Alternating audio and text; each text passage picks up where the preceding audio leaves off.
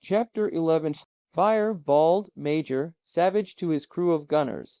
At the other end of the field, one of the remaining two undamaged rocket destroyers blasted off to battle the invading spaceship. Tom and Roger had been on a tour of the great central tower with Major Savage when the attack came and had been ordered to find safety in the open fields. The Major knew the tower would be one of the first targets. Sprawled on the ground behind a bunker, they saw the Major, his space jacket torn from his back, standing in the middle of the field, quietly issuing orders to scarlet-clad spacemen, desperately trying to organize the penal asteroid's defenses. The spaceship, which had somehow managed to penetrate the tight radar warning screen around the prison, had struck with merciless precision. Again and again, its atomic blasters had found the most important installations and had wiped them out. The first target, after the tower had been shattered, was the underground launching ramps for the asteroid's small fleet of rocket destroyers. But even after a direct hit, the guards were able to ready two ships to fight the attacking spaceship. The first was already diving in, her small 1-inch blasters firing repeatedly. Suddenly, Lieutenant Williams, in command of the second ship, came racing up to Major Savage to report that his radarman had been hit and the ship couldn't blast off. Here's where I get into the act. Roger jumped up immediately, and with a brief so long, spaceman to Tom, raced off to join Lieutenant Williams' spaceman's luck, yelled Tom as the officer and the cadet ran toward the waiting ship. Looking skyward again, Tom saw the first destroyer diving toward the attacking spaceship, trying to get in range with her lighter armament. Suddenly, there was a burst of brilliant light. The lighter ship had been completely destroyed by a direct hit. Sick with horror, Tom looked away and watched the ship Roger had joined blast off under full acceleration. It roared spaceward in a straight line, disappearing at incredible speed. Meanwhile, the invader continued to blast relentlessly. 1, 2, 3, 4. Automatic reload. 1, 2, 3, 4. Reload. Over and over, firing at seemingly peaceful fields of grass, only to strike an armory, space cradle, or supply depot buried underneath the ground. Suddenly, it changed its course and trained its guns skyward. Tom looked up and saw a tiny flyspeck roaring straight down at the ship. It was Lieutenant Williams' rocket destroyer, with Roger on the radar bridge, in a suicidal attempt to destroy the invader. But the larger ship was ready. The two forward blasters opened fire. A flaming ball of light exploded near the stabilizer of the destroyer, and it fell off course to float helplessly in free fall orbit around the asteroid. Still lying on the ground, Tom sighed with relief. At least Roger was all right. Then the young cadet saw the invading spaceship move away from the area around the tower toward the horizon, not too far away on the small planetoid. He followed it with his eyes, and saw it suddenly land near a cluster of white prisoner huts.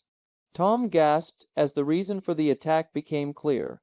"Major, Major, Major Savage," he called as he raced across the field. But the Major was nowhere to be seen. A guard carrying a medical kit hurried past him, and Tom grabbed him by the arm. "Major Savage, where is he?" The guard pointed to a nearby stretcher, and Tom saw the unconscious figure of the Major sprawled on the plastic frame. But the prisoners are getting away," yelled Tom. "I can't do anything about it. I've got wounded men to care for." The man jerked away and disappeared in the smoky, choking dust. The curly-haired space cadet, his face blackened from the smoke, his lungs crying for fresh air, started across the blast-pitted field looking for help. But there was none to be had. Suddenly he wheeled in the direction of the spaceship and started to run toward it. As soon as the young cadet had left the smoking area around the wrecked tower, he realized that it was the only section of the small satellite that had suffered attack. Ahead, he could see the prisoners in their white suits crowding around the stabilizer airlock of the invading ship. Tom dropped to his stomach and watched the knot of men. Suddenly, the airlock portal slid open. There was a loud cheer, and the prisoners began scrambling aboard. Tom knew he would have to move fast. Taking a dangerous chance, he rose to a half crouch and dashed to one of the small white huts only 100 feet away. With a final glance at the thinning crowd of escaping men around the ship, he ran straight for an open window, diving headlong through it. Inside, Tom waited breathlessly for a shout or warning that he had been seen, but none came. He glanced through the window and saw that only 7 or 8 men remained outside the port. He turned away quickly and began searching the hut. He found what he was looking for rolled up on the bed where its owner had used it as an extra pillow. He shook out the prison suit of white coveralls, stripped off his own blue cadet's uniform, and hurriedly put on the distinctive prison gear. It was a little large for him, and he rolled up the sleeves and trouser legs, hoping no one would notice in the excitement. Then, with a deep breath, he stepped out of the hut into full view of the prisoners still left at the airlock. "Hey, wait for me," he yelled, running for the ship. The men paid no attention in their haste to get aboard the ship. When Tom reached the airlock, there were only 2 left. He slapped the nearest man on the back. "Pal, I've been waiting for this a long time." "Yah," the man answered, "me too." Then he looked at Tom closely. "Say, I've never seen you around here before. I just got in on the supply ship last week." "They kept me in the tower for a while," Tom replied. "Oh, well," said the man, "they ain't keepin' anybody there any more. Come on, you guys," snarled a heavy-set man in the airlock above them. "We ain't got all day." Tom looked up, and without being told, he felt he was looking into the face of Bull Coxine. And when the other prisoner spoke, he was certain. "Yeah, Bull," said the man. Comin." He reached up, and Bull grabbed his outstretched hand. When Bull pulled, the man literally leaped through the air into the airlock. "All right, space crawler," roared Bull to Tom, "you're next." The big man stuck out his hand. Tom gulped. For one desperate second, he thought of turning and running away. "Well," growled Bull. "You coming, or ain't chaw? You're blasted right I'm coming," said Tom. "This is one time the Solar Guard is taking it on the chin. And, crawler, am I, happy to see it." He grabbed Bull's hand, and was lifted as easily as if he had been a feather. Coxine dropped him on the deck, and turned away without a word to disappear inside the ship. As he looked around, Tom suddenly felt a cold shiver run through his body. He felt as if he had signed his own death warrant. There was no mistake about it. The ship was the same one he had watched night after night at the exposition on Venus. And the names of the 2 owners exploded in his brain. Wallace and Simms. He turned to jump out of the airlock, but it slid closed in front of him. He was trapped. Sprawled on the ground in front of one of the white houses near the tower perimeter, Captain Strong stirred, shook his head, and painfully rose to a half crouch. With eyes still dulled by shock, he looked around to see Astro lying unconscious a few feet away. His brain still reeling from the effects of Coxine's sneak attack, he staggered over to his knees beside him. "Astro, Astro," Strong called. "Astro, snap out of it." The big Venusian moaned and opened his eyes. He sat bolt upright. "Captain Strong, what happened? I'm not too sure, Astro," said Strong. "All I remember is Coxine slugging me." As they struggled to their feet, they suddenly noticed the towering columns of smoke rising into the air. "By the rings of Saturn," gasped Strong. "Look, Astro, blast my jets," cried the big cadet. What could have happened? The 2 spacemen stood gaping at the shattered remains of the tower, and the smoldering area around it. In the distance, scarlet-clad guardsmen moved dazedly around the wreckage, and above them a rocket destroyer was blasting on one jet, coming in for a touchdown. "Astro," said Strong grimly, "I don't know how it could have happened, but the prison asteroid has been attacked. A rocket blasting good job of it. Come on, we've got to get over there." "Yes, sir," said Astro. As they started running toward the field, He searched the figures moving about in the distance for two familiar blue uniformists. "I don't see Roger or Tom, sir," he said hesitantly. "Do you think we'll just have to wait and see?" interrupted Strong grimly. "Come on, step it up." As the two spacemen approached the smoking ruins of the underground cradles, ammunition dumps, and repair shops, they passed groups of men digging into the rubble. In sharp contrast to the careful scrutiny they had received when they first arrived at the prison, no one noticed them now. Strong stepped up to a man in a torn and dirty sergeant's uniform. "What happened?" he asked. The man turned and looked at Strong and Astro. Aside from the swollen bump on the Solar Guard captain's head and the bruise on the cadet's neck, there were no signs of their having been in the attack. When the guardsman finally replied, there was a sharp edge to his voice. "I thought everyone knew we were attacked, sir." He turned back to a detail of men who were watching. But Strong pulled the man up sharply. "Attention," he barked. The sergeant and the crew came to stiff attention. Strong stepped forward and looked the guardsman straight in the eye. "Under any other circumstances, Sergeant," snapped Strong, "I'd have your stripes and throw you in the brig for your insolence. Now I want a clear account of what happened. And I want it blasted quick." "Yes, sir," stammered the guardsman, realizing he had gone too far.